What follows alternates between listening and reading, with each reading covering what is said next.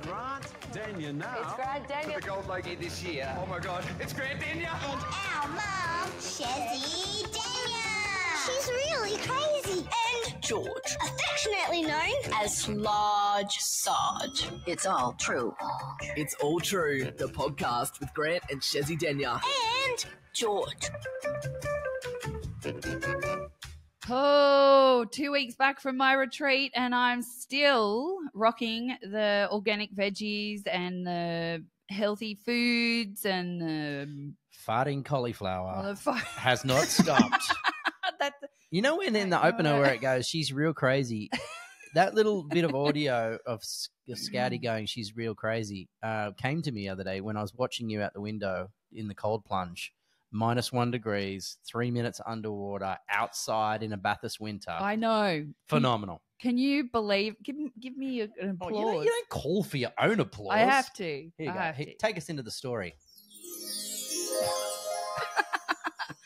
Well, Grant, let me tell you. I just thought one day, why not try? We've got a pool out the back. Why not try and see if I can hop in for 3 minutes like an ice bath, because it would be bloody freezing because Bathurst is really cold this time of year. So I got my little thermometer, which is a baby thermometer, and I put it on top of the water and it said 5 degrees. And I thought, that's pretty cold. It's damn cold. Yeah. Considering most pools, if you went to like a public heated pool, like with a roof over it, it's probably 27 degrees, somewhere there. Yeah, right. So it's a big difference. Yeah. Yep. Massive. So I thought, okay, come on, kids. Who wants to watch me go in? And I was determined to do it. Even though I hated the ice bath so much on the retreat, I just know all the health benefits, which don't ask me to recite them, but I just know there's a lot, right? I don't know exactly what it does. But give us one. What's one health benefit? Yeah. Reducing inflammation. Oh, where'd you hear that? I don't know. I just had a voice come to me. Yeah, reducing inflammation. You know they can hear us both, right? So they heard me say it, and then you repeat it like no one else had heard me say it. Yeah. And claimed it as with your a own. large microphone right in the front of your mouth. That's right. And then give me another one, Grant. Just push your mic away. Reduces testicles. It's madness. It is so hard. The psychological challenge of jumping in.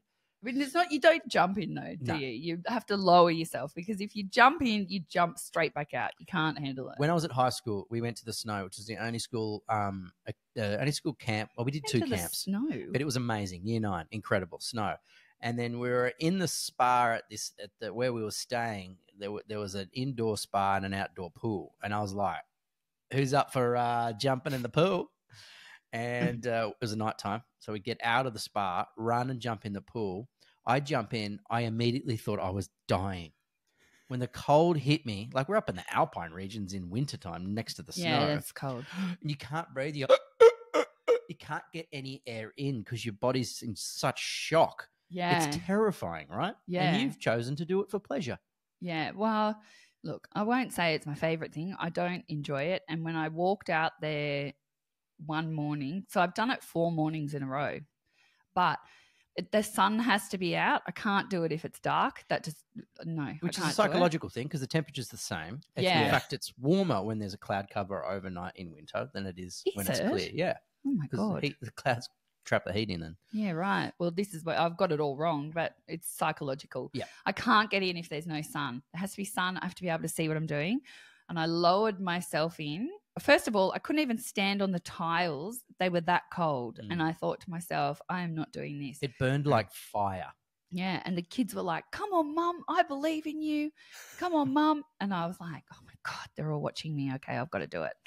So I lowered myself in and I was thinking, yeah, this is colder than the one that I did on retreat. So this is pretty not right. Anyway, lowered myself in, put myself down, chin down, and then really tried to calm my breathing. And the kids were like screaming like nothing else. I'm surprised the neighbors didn't think I was dying or somebody was drowning because they were screaming. They were that excited. They were like, our mum's a boss biatch. And I was like, you can't say that word.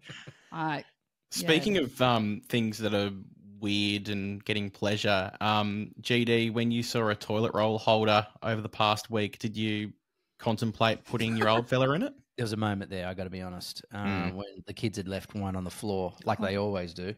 And I was like, oh, gee, I remember there being an alternative usage for these. I can't quite. And then it occurred to me, you freak. Oh my God, is that why all the toilet roll holders were all out on the bathroom floor? You're going through toilet paper very quickly at the moment. Can you turn our computer on because it's saying that there's limited battery? Oh, okay. Yeah. Just a point would have been fine. Oh, yeah. Cold baths, improved alertness, reduced pain, decrease inflammation. Yes. Reduce muscle soreness, improve mood, dopamine increase, cell recovery. So all your cell, when you go to sleep, that's when your body kind of heals itself and does a lot of recovery and repairing of your cells. Yeah. It assists with that. So it's pretty I good. did feel Science is good. in. I did. I felt like you're really cold when you're in there for about a minute. And then after a minute, your body starts to permeate its own heat. And so that's where I guess my uneducated guess here is that all the cells start pumping out all Increases your blood flow. Yeah, So, right. So yeah. I'm right. See? Yeah. Because Mr. Smarty I'm Pants right. knows that. Pumps it all out to your extremities. So you start to feel this sense of calm and warm if you reach that point. It doesn't take too long, but once you reach that point, then you're okay. And you can I also handle it. feel calm and warm when I'm just tucked up in my doona in bed. Me too. And, Yeah. and under a hot shower of like 45 degrees. So I encouraged Grant to do it because I thought it would be good for Grant and because I've been a really bossy biatch and I've been telling him that he has to do all this stuff that he didn't want to do. Word. Yeah. And how did we go? I got in. I didn't want to. I'm not in the same kind of post-retreat glow that you're in, right? So I'm not in the same frame of mind. And I got stuff coming up next week and this is your fantasy. So she makes me get in. I put my feet in. I go, this sucks. I've got nothing to prove to you guys. If there was a crowd or an audience, I can do anything. I did I am a crowd. 8 years on Sunrise getting world records left, right, and center because there's people watching and people to impress. I don't need to impress my wife.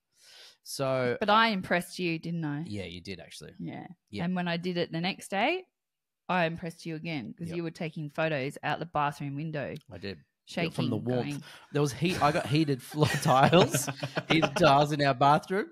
So I took a photo from the warmth of not only the AC or the heating, but the heated floor tiles Yeah. while she was in minus conditions out there. Yeah. I did get in. I get in very briefly, but I didn't last 3 minutes because you need to mentally very much work up to it. You really do. Yeah, you really do. So now the kids think it's great. They're like, do you want to come over to our house and have a nice bath in the pool? And people are like, you're a weird family. Yeah, Yeah. we've become those people. Yeah. Yeah, no one will ever want to come and hang anymore because, hey guys, you want some lentils for dinner? Yeah, guys, yeah, we've grown them ourselves out the No, back. I made Human manure. Yeah, that's right. That's how we propagate our plants, guys. That's gross. We do not propagate any plants. Chezzi, is there a world where GD and the kids, or those who don't want to partake in your newfound self, is there a world where that exists, where you can just do you and GD does him, or would you like to be in it great. together? This is a good chat. It's a really good question, George. I'd like to point out, this is a very good point, and I've been thinking about this. Why I'm a little bit angry in the last couple of days, and I couldn't remember. I couldn't think, why am I angry? There's something that I'm angry at. Okay. Here we go. There we go. Oh, you let So us know. I remembered, I've been on a lot of these retreats before. I've done a lot of self-development. I've done a lot of different forms of natural therapies, counseling. I go and see, radical types of medicine and healing.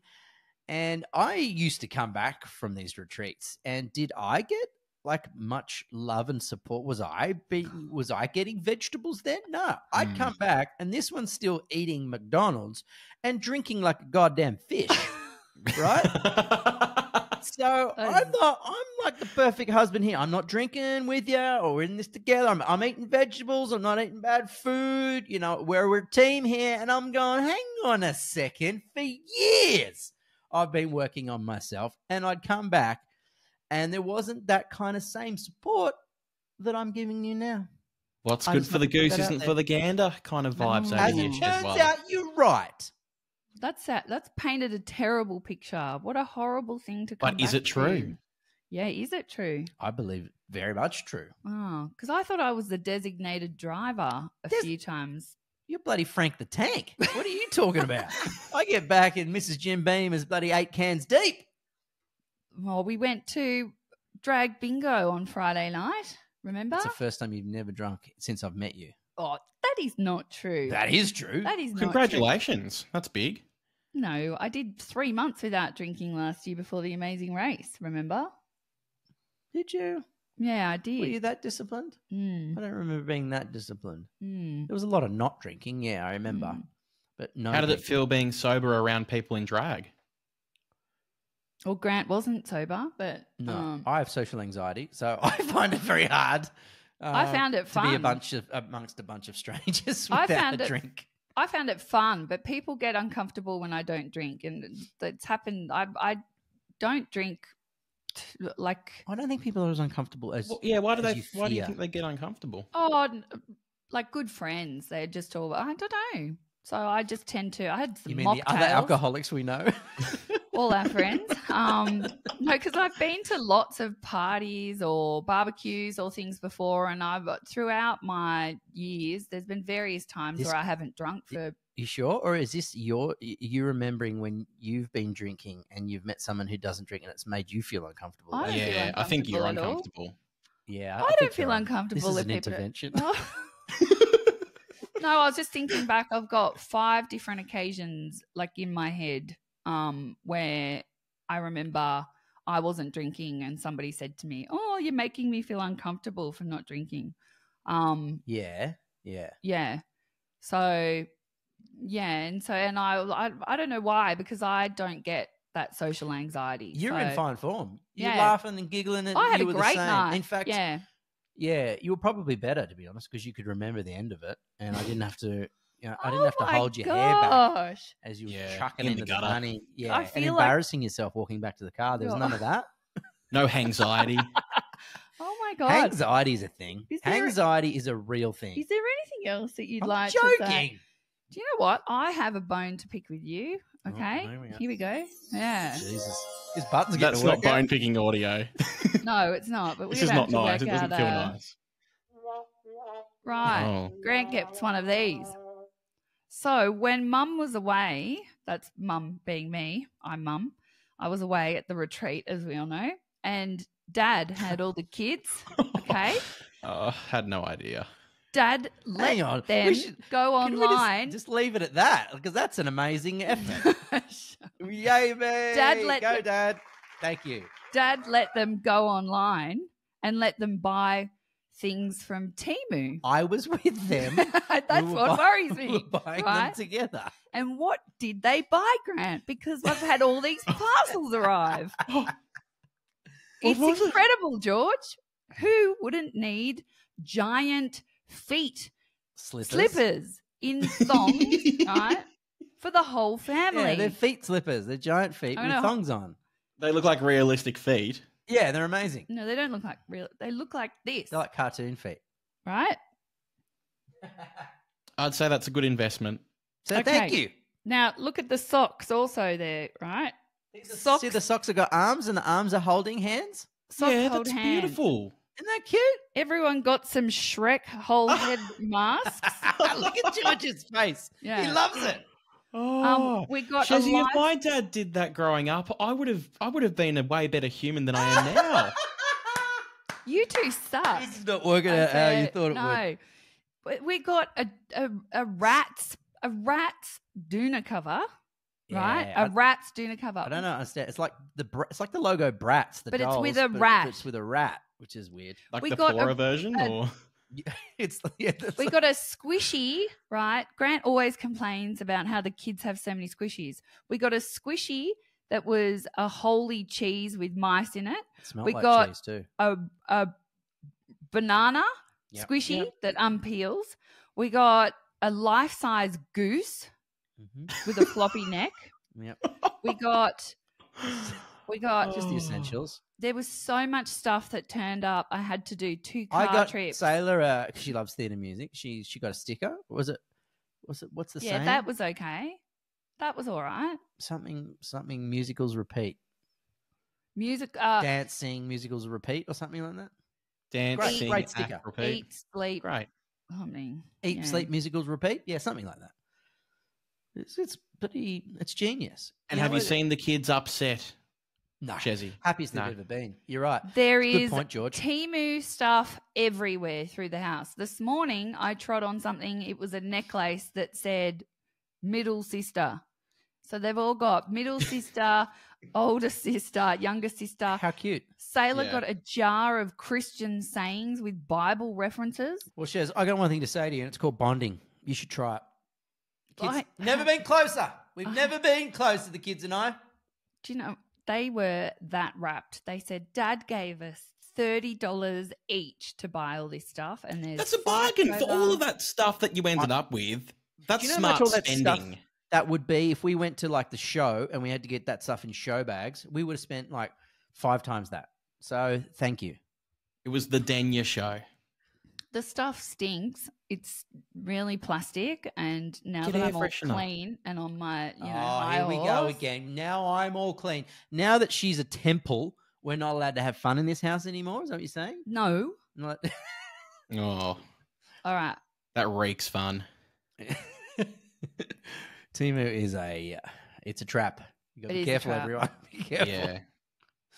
But the excitement in there, just waiting for their parcels to arrive, was almost worth it. It's a good place to go to just for Sorry, birthdays. that was such a loud sneeze. I'm so sorry. Are you trying to deflect the fact that GD did a really great thing? I'm not talking to him right now. Now we've got a guest coming up. Who have we got? The CEO of Timu, just to say thanks for your purchases. Hope your kids have never been happier. As a fact, Mr. CEO, they have never been happier. All right. And I did it myself. Okay, so we do have an exceptional guest today. Mhm. He's one man who's single-handedly changed my life inside out, from what I was to the incredible human being that I am now. And his name is Dr. Matthew Burke. And he is with us, everyone. Hey! MB. G'day, Grant. Hey, Chezzi. How are you, mate? Great to Hello. hear your voice again, Dr. Matt. You've just had Chezzi. Well, we've just had her coming in hot from your most recent retreat. And, mate, she's a changed woman. I don't know what you did up there, but it was incredible. Fully charged up now. Yeah, Great. I am. Yeah. I came back, changed everything in the house. Everything needs to be organic. I'm making the kids have cold showers. Nobody's happy with me. In fact, just before you came on, Grant's had some kind of intervention with me saying I've lost all my fun.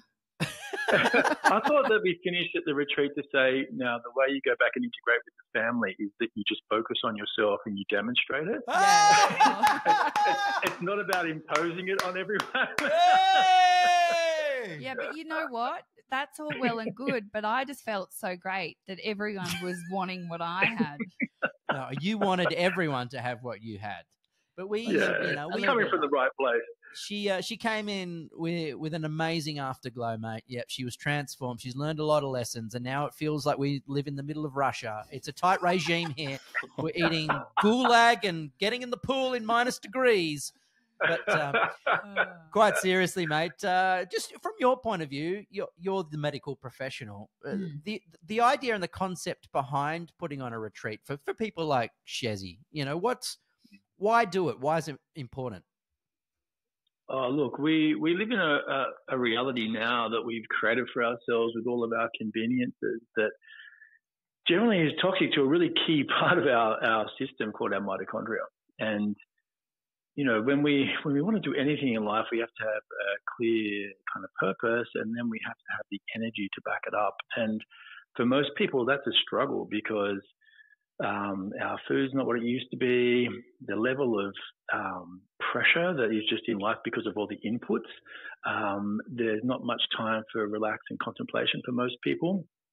And we're dealing with so much exposure to other factors in our day-to-day routine that just drain energy from us, from the artificial light that we spend time under to non-native EMF, which throws our body out of balance. And essentially we spend a lot of time leaching our energy, like literally losing our electrons to our environment because of these factors. So you combine that with just the stress of life, and then if people go through particular stresses, then that puts a huge strain on the endocrine system, like the hormone system, and then how we adapt to life. And people get just stuck in these stress patterns that they can't get themselves out of. And they're essentially just making stress hormones instead of, healthy, reproductive and anti-inflammatory kind of hormones for their system. So we recognize that you can't change people in a clinical setting in the time you have for a consultation. So it's like, and you can tell people what to do, but they often don't do it because of the vortex of the life that they have. So you take people away and you just do everything right for 5 days, and then they get to feel it. So you don't, rather than trying to overly complicate things in telling them what to do, you just take them through the process of this is what it is.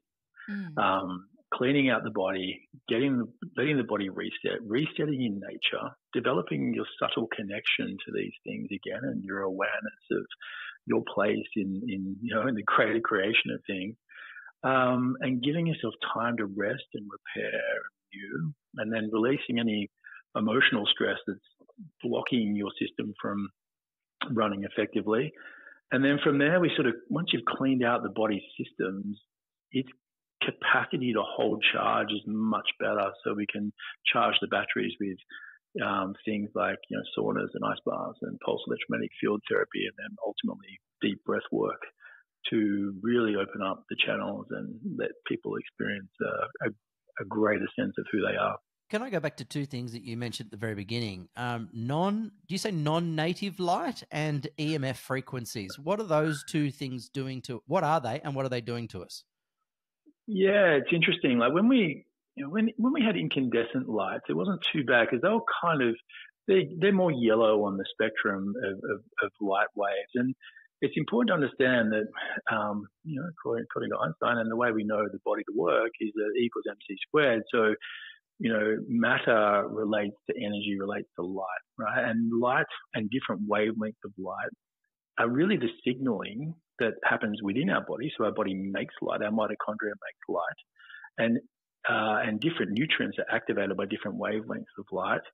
And the most important system that we have in our body for regulating our health is actually our circadian rhythm, the natural attunement we have to the cycle of the sun. And once you go out of relationship to that, because you have artificial light, which for a lot of people, they'll have a lot of LEDs, and if you're unfortunate, fluorescent lights that you're under, then that has a predominance of blue light, which is really pushing the body into this awareness that it's the middle of the day all the time. And it actually inhibits the production of melatonin.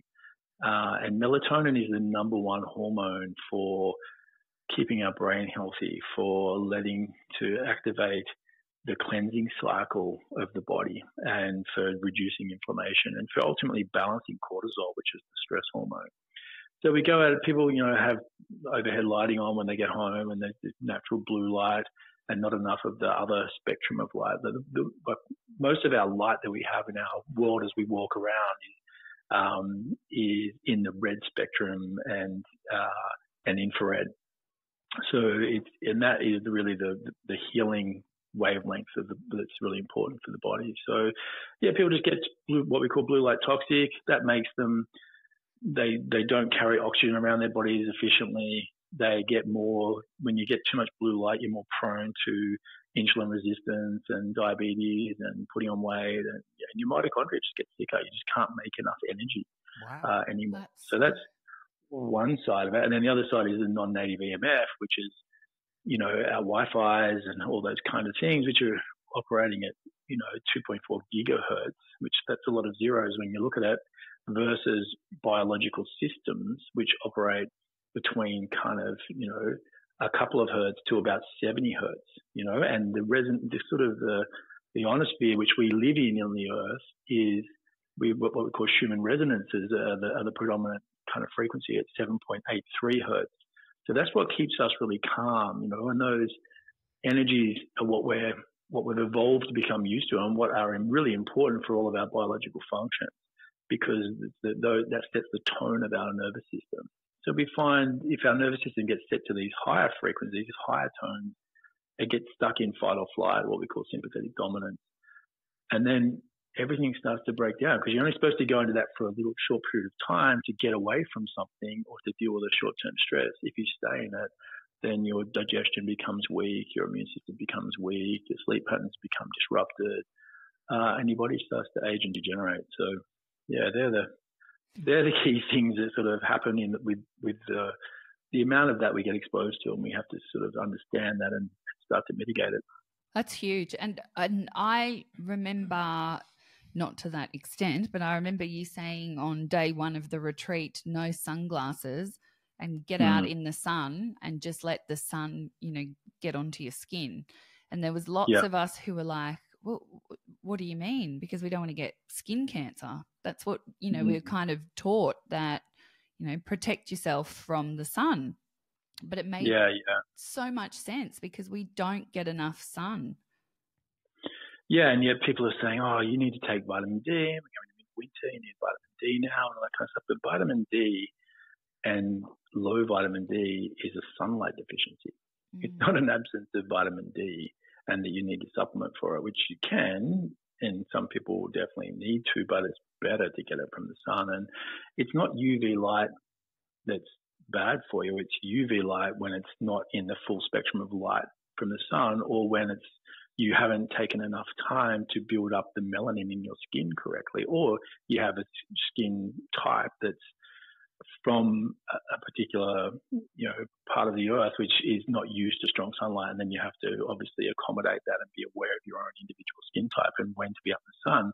You still need to be out in the sun, but you need to time it differently and tune into what your skin's capacity is. But for people, if they wear sunglasses, then you're getting this what tells your nervous system how much melanin to make so that you can protect your skin. It comes through your eyes and then goes to the pituitary. So if the signal into your pituitary through your retina is telling you that it's kind of dark and that there's not much UV, then obviously your body makes no melanin. So then people don't expose themselves to light in the morning because they're inside getting their jobs done and doing all that stuff, and they go out in summer to the beach and now it's 11 o'clock and they've had no time to build their melanin, and then they wear sunglasses at the beach, then you start running into issues, because you've got this huge discrepancy between what your eyes think, what your skin thinks, and how the body can possibly adapt to that. So you're saying the body is a natural sunscreen maker, is what you're saying? That's why we turn brown, right? This is melanin, and and melanin's very healthy when it's expressed through your skin. And if you do it carefully, and I think the biggest stress for our kids now is that kids get way too much blue light, and then they go to schools and have to wear floppy hats and put sunscreen on. And the sunscreen is probably the most toxic thing that they can do to themselves, and there's a lot of issues there. So it's really understanding, okay, well, my kids need to be grounded. They need to wear bare feet and go out on the grass and discharge the energy from Wi-Fi and from their computers and things. And unfortunately, they come home and have to do their homework on their computers. And if they're not wearing blue blocking glasses and then you start disrupting their melatonin, so they can't sleep. So then their brain starts to get inflamed because melatonin is so important for the brain's cleaning capacity and for reducing inflammation. And we know that depression and anxiety, it's not because of a lack of serotonin or dopamine. That's been disproved, and that study came out late last year. But it's an inflammatory problem, So kids, the thing they'll do after that is then they can't get to sleep. So what do kids do? They flick through their phone, which is pretty much the worst thing you can do, just totally eroding their dopamine. And then also they're getting stressed because of they're running out of mental energy to cope with it, but they get addicted to it. And it just builds this cycle that, we can see what's happening out there in the world. There's a lot of challenges happening for our teens and with, anxiety, depression, and suicide rates and all that kind of stuff. It's big. That's a big new study. I've never heard of that. I always just assumed that, a depression was the absence of dopamine and serotonin. Yeah, that was, the monoamine theory of depression and anxiety is disproven, So, that was the Inflammation is the cause, like from. Yeah, well, that's what we can see, right? And that's kind of, again, science is what you can measure at the time, and that's why it's always evolving. And that's kind of the key thing they're looking at. Well, it's more of an inflammatory issue than it's an absence of serotonin or dopamine. That was just too simplistic. That makes so much sense for me, because before I went into the retreat, I was feeling I'm never depressed. I'm quite a happy person, and I don't really have. You're drunk on dopamine, is what you are. I don't have anxiety. However, I'd gotten to a point where I think I was potentially stuck in the fright or flight, just feeling a little bit of that chronic overwhelm. And I've, since going to the retreat and cleaning out everything and starting, afresh, which is how I explain it, putting my feet on the ground, as you say, getting more sunlight, less of the false lights, the indoor lights, I can see how that would be. Yeah, it's definitely worked for me. I feel very happy. Yeah. I'm thinking about just knowing we have that stuff and it's freely available, and also knowing how to change gears in your brain. Like Western culture is just set up to be left brain dominant. We take these beautifully creative geniuses of kids who are really quite balanced in their hemispheres and their creative side and their left sort of rational and linear sequencing kind of side. And we sit them down and do maths and English and all these sorts of things and push them into a certain way of using their brain. And then it's all about getting your homework done and rushing to this and rushing to that. And they're watching their parents do that. And they get, and that sort of stress also just pushes everything into the left hemisphere. Now, when you're in the left hemisphere, you're always in the future or the past. You're less aware of what's going on in your own body. Okay. So you lose that ability to sense just what's true for you and how you actually feel, and you're constantly focusing on the to-do list. It's like I've got to get through this, and so this is this addictive state we can go into when we get stressed. We get caught up in just because there's an underlying dis-ease or a bit of anxiety. We think if I just get everything done, I'll feel okay. But it's in trying to get everything done that drives that whole cycle. It's just the left brain dominant pattern that happens from there. So when we go on the retreat, we bring you across some rather, uncomfortable pebbles for the first little walk in bare feet, because it makes you pay attention, right? It's like, oh yeah, that's right, my feet. And your feet are super sensitive, and your feet have the largest pores in your body, and your feet, when they sweat, helps you suck electrons straight up from the earth into your body so you can use that energy. Wow, and then we get you to stand and just settle into nature. And then we do a visualization process where you start to just embody yourself again, bring your mind into your body and then feel what's going on through your breath, and then start to use your senses to connect what's happening right now in that environment. And that puts you back in your right brain, and suddenly you're like, oh, wow, I'm here, I'm present, I feel more relaxed, and you're open to new experiences again. So that's why we always have that opening circle, and it's barefoot and it's in nature, and we go through that.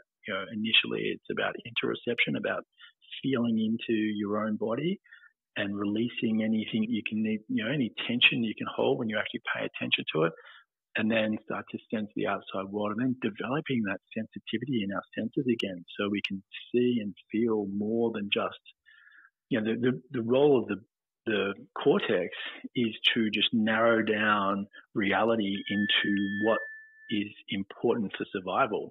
So the more stressed you are, the narrower your bandwidth of experience is.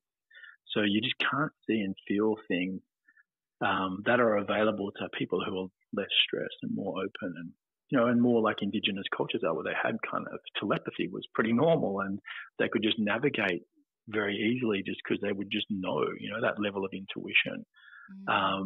And we kind of lose all of that when we move into, the busy world that we have in cities and those sorts of environments. Funny you say that, Dr. Matt. I've always felt that humans, I think, in the past had, verging on superpowers. We had things that we could do in the past that we've de-evolved from, and whether it's bred out of us or our lifestyle changes or our environment no longer sort of permits us to be able to have those skills. But it felt like something was innate in us that we can no longer do anymore unless we somehow unlock it. How do you feel about that? Oh, well, that's definitely happening, and we're definitely outsourcing our intelligence, and AI is going to really challenge that even more.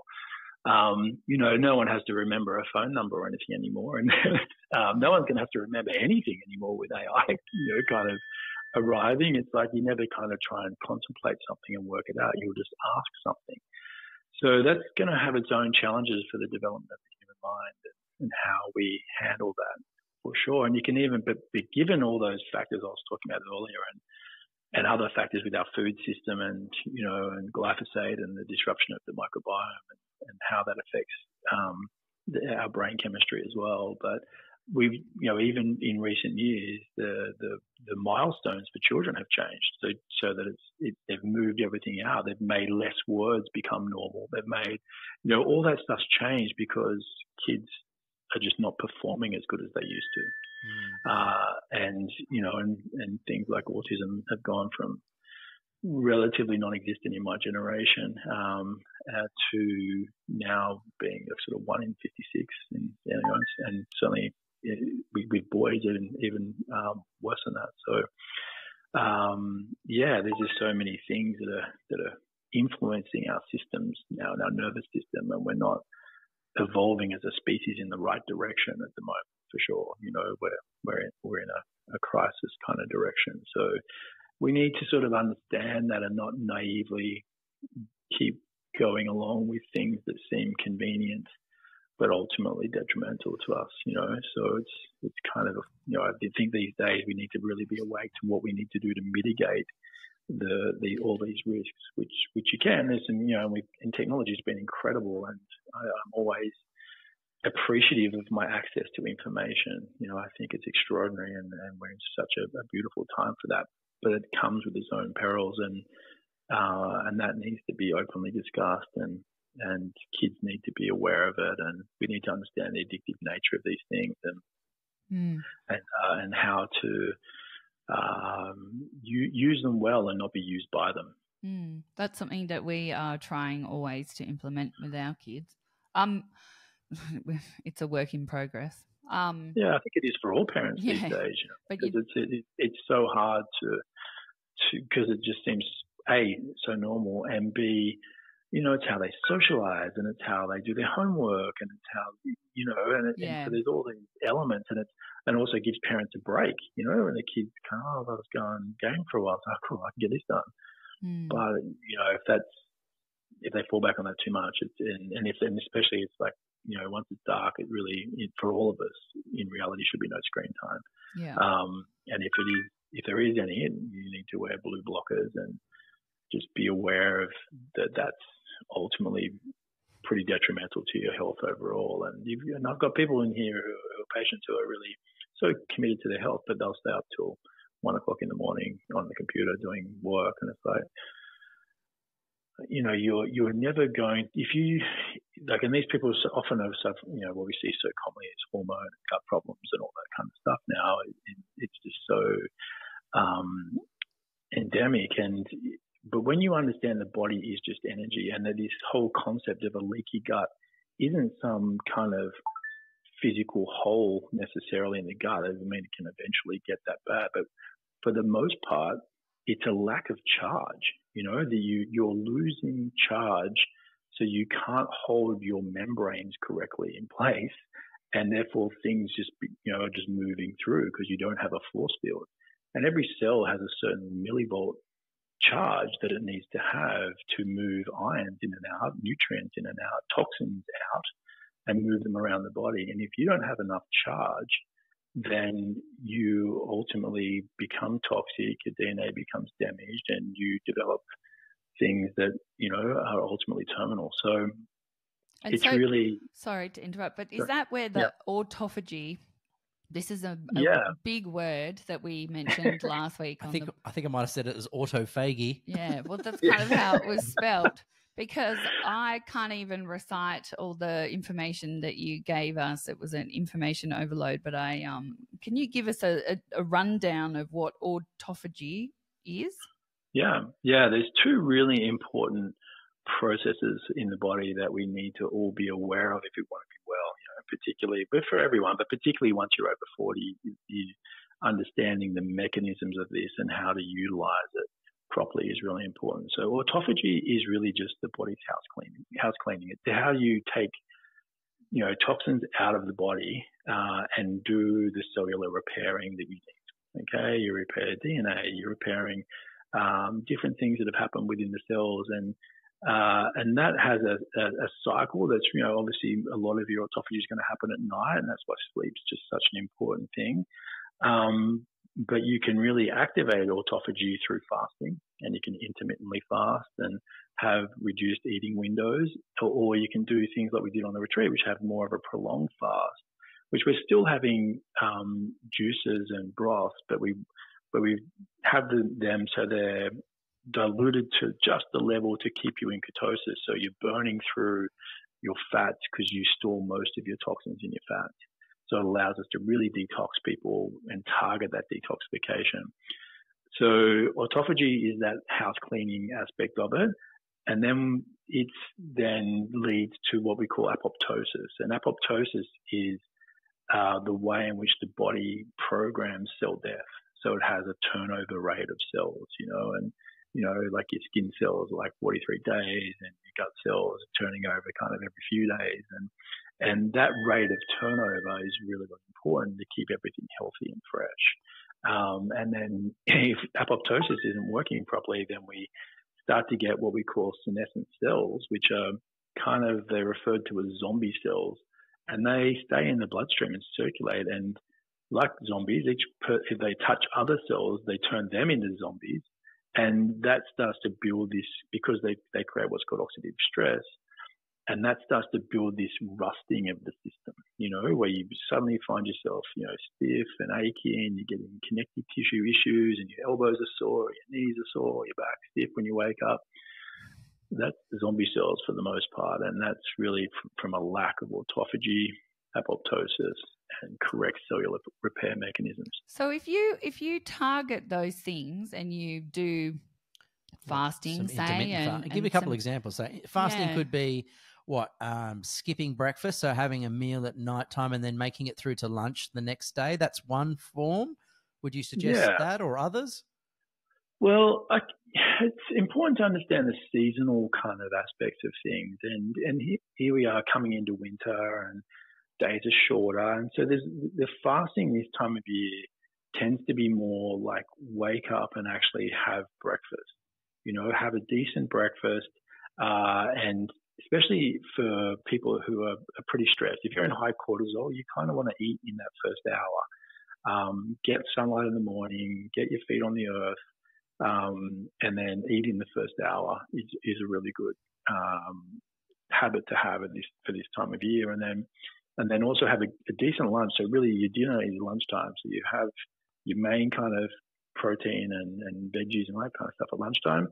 And then it's actually dinner that should be really light or non-existent. And that way, because in winter, we've got the longest amount of darkness, So if you eat late, like you eat at 7:30, 8 o'clock, then you're going to spend that first 3 hours kind of digesting all that food. And it disrupts your depth of sleep. If you eat earlier and try and finish eating in an ideal world, you would finish eating before the sun goes down. And if you do that, you find when you do fall asleep, particularly if you don't have, high powered LEDs above you. But if you manage the light, you find you really drop off into a very good sleep. And if you're watching with Aura rings and various ways you can measure your sleep, you'll watch that your deep sleep really banks in that first part of the sleep. But if you eat late, it doesn't, and it has to try and catch up later on, and you just don't get the depth of sleep. You're right. So people who eat late, have a couple of glasses of wine, and then jump into bed and they're on their phone, they are setting themselves up for a really bad night's sleep. So therefore, they're not going to be throwing out the trash. What are you looking at? I look me at for? George. George is going guilty. Well. Yeah.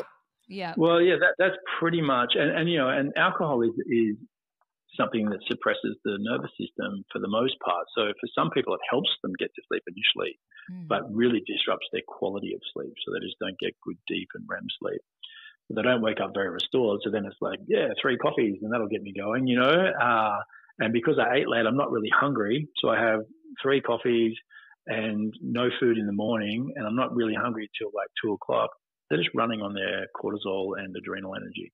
So you're just building stress hormones and inflammation, and ultimately heading for some complications for sure. And coffee in the morning. This is the other thing I came back with. No coffee. We can't have any more coffee in the morning. No sugar, no alcohol, no carbs. Yeah. And look how good he looks. Yes. Kill me now. No, I'm joking. No, I've shed a heap of weight. You feel good. I'm starting to feel good. Yeah.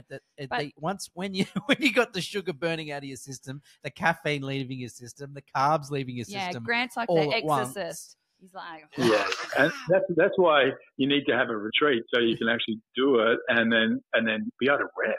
Yeah. Because once you cut all those stimulants out, you crash.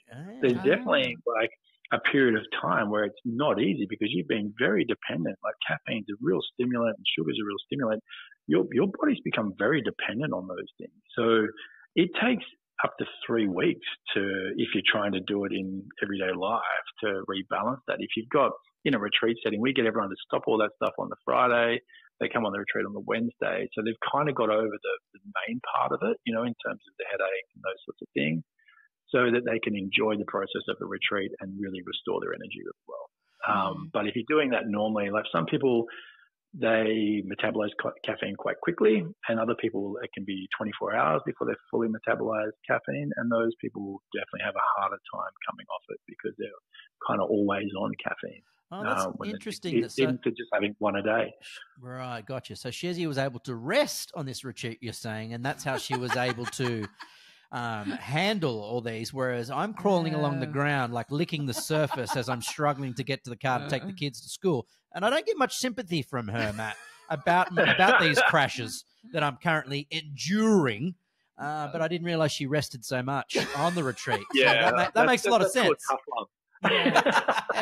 It was lovely. I went to bed every night by like 8:15. I was asleep, knocked out. After being massaged and lying around the pool and terrible. being in the sauna, having a little midday nap. Yeah, it was really hard work. Up to my elbows in baby shit, but you don't care. And Temu products. Oh, my God. Matt, so before, because I know we've kept you for far too long, but before you go, he's got lives to save. Yeah, I know he's got lives to save. If you wake up and you have a coffee in the morning, you are more likely to then have a coffee or to kind of crash in the afternoon. Is that right? Yeah, there's a chemical your brain's trying to process in the morning. It's why you're a little bit sluggish. And if you have caffeine straight away, that chemical just gets delayed, adenosine. So then it's going to have to come out later whenever your caffeine wears off. And so then if that wears off just after lunch, which is common, plus you get that little bit of a cortisol drop, then people are quite fatigued at 2 or 3 o'clock, and then they're going for a chocolate brownie, or they're going for caffeine again then. And if you have caffeine again then it's, for a lot of people that will upset their sleep pattern dramatically. There is some people who process caffeine very well and they're very fast and they process it in an hour and they don't have as many complications from it. But there's a lot of people who that's an issue for, and caffeine creates a lot of adrenal stress and really disrupts their hormone cycle, especially in women. In women, you've got this thing that particularly happens. There's something called the pregnenolone steal, where everyone thinks cholesterol is a bad thing. Cholesterol is a very, very important thing, and you need cholesterol in order to make all of your hormones. So cholesterol gets formed into pregnenolone, and then pregnenolone can either form stress hormones, particularly when you have caffeine straight away, or it can form, DHEA and progesterone and all of your other hormones, that are essentially what repairs your body and makes you feel good and allows you to reproduce. So, you get a lot of, you just imagine, I've seen so many, 20-year-old females these days who work really hard. They're up late on the computer. They have a few coffees a day to get going, and they're having all sorts of hormonal issues, and their skin's terrible, and they're putting on weight. They've got that they put on the weight that you get when you've got too much cortisol in your system, and you're not processing your hormones correctly. And then it's amazing how when we do blood work on these people who should be at their healthy prime, like less than 25, they should feel pretty bulletproof. They've got a lot of complications going on already, and things that are really obviously in bad shape on their blood work, and we do stool analysis and those kinds of things, and you look at that and go, wow, it's a mess, So it's just those habits which we consider normal, and in fact they're habits that in some ways of what's required of you in a corporate environment. So we need to really rethink how we do these things as a society, because we're in this push for materialism, but we're, as you can see on the retreat, we're all seeking something completely different to that, really. We really just want to feel full of energy and have quality connections with others, and that energy, you can try and feel it through power and through dominance and through having lots of stuff. But ultimately, all that stuff can be quite draining as well. So it doesn't really achieve what you're wanting it to achieve. You're really wanting to learn how to have internal energy yourself and have a full cup in that way. And then once that's full, all you want to do is share it with people. So that's right. That's all I've done since I got home. I think enforce it on people, I think is the word, rather than share or inspire. I don't know about that. It's coming from a place of love. It's bloody like living in North Korea here at the moment. Stop it. He was upset because I asked him to get into the pool, which was very cold, and he couldn't do it. I did do it. I did get in there, Kim Jong Chezzi. But he couldn't. I got in there, and I got jumped underwater. Down and he kicked his foot and he threw the towel and he said, she beat me in time, and I'm a bad sport. He's a terrible loser. Yeah. But I love this now that people are getting more comfortable with cold and really stepping into, like when we go to the beach now in winter, it used to be there was no one there except surfers and steamers, but now there's so many people swimming and dunking in and understanding these benefits which have been known for literally hundreds if not thousands of years in Scandinavia and those sort of places, but now with the research coming out on cold thermogenesis and how important it is and how it converts your white fat to brown fat, which is a type of fat that has more mitochondria, gives you more energy, it makes you more resilient. It's a simple thing to do. Like honestly, the sunrise and a swim in the morning is just, it's probably the best thing you can do for your health in the time you have. And then if you can then just time your meals so that within daylight, and ideally eat in daylight hours, then you've done so much to mitigate so many stresses. And then at nighttime, if you have to be on a computer, just get some blue blocking glasses and understand that the next day you have to dispel that charge, or even that night, go out if you can and walk on the grass and just get that charge off your body before you go to bed. And that can make a big difference. Oh, I love that. How can people, if they want to do the retreat, which I thoroughly recommend, how can they find the retreat? The retreat's at optimumhealthessentials.com.au, and just go into the retreat tab there. And and the next one's in October, and then there's a couple for next year. I'm actually doing a couple for farmers this year, so we're doing some farmer-specific retreats, which will be exciting in November. Oh, nice. Why do that? for Farmers Footprint. Well, Farmers Footprint was a group that we became associated with last year, and we did the retreat with Zach Bush, who is an amazing doctor as well, and they're just really working on the regenerative farming movement, but also just supporting our farmers to understand their health and to feel better energetically, so that they understand that relationship to what you need to feel good, and then they can start to take that into their farming practices and at that sort of levels. So we're doing one. There's one in Yeppoon and one somewhere down south, which I can't remember. Beautiful. There's one in Yeppoon near you, George. That's near where George lives. Yeah, thank you so much, Matt. I really appreciate it. I love it when you come on. You just back up everything. Thanks for having me. It was so fun having you on the retreat and for all of your superpowers and gifts as well. So, yeah, extraordinary. Yeah, and then there's a lot more to come in that space. Yeah, I've been annoying Grant with that as well. Now that I'm clear. And I'm inspired by what I see. It's actually, your transformation is incredible. Yeah. Thanks, Dr. Matt. It's great to hear your voice, Matt. And take thank care. You. Yeah, have a great weekend. Thanks, guys. Big Bye. hugs. Bye. There he goes. Sorry about there he goes. Sorry about all the beep beeps through there. My girlfriend's decided to do a group text. Group texts are the worst and then for that reason. All my friends are really good at like double tapping, doing the heart, when they've seen a message and then they reply. And I just go, we were going to get him on. See, we record this on a platform called Riverside sometimes. We sometimes Zoom. But we had some technical issues, so we had to get Dr. Matt call in via the phone. So please excuse the many beeps. Chezzi. Yeah. So, like on the side of your phone, that is the silent button. I know, but it doesn't work. If you pressed it in, that'll make sure those notifications don't come through. What do you mean it doesn't work? You haven't touched it. No, because my phone was calling Dr. Matt through the desk. That wouldn't have made him silent. Oh, yes, that wouldn't have. He would have still come through. Yeah.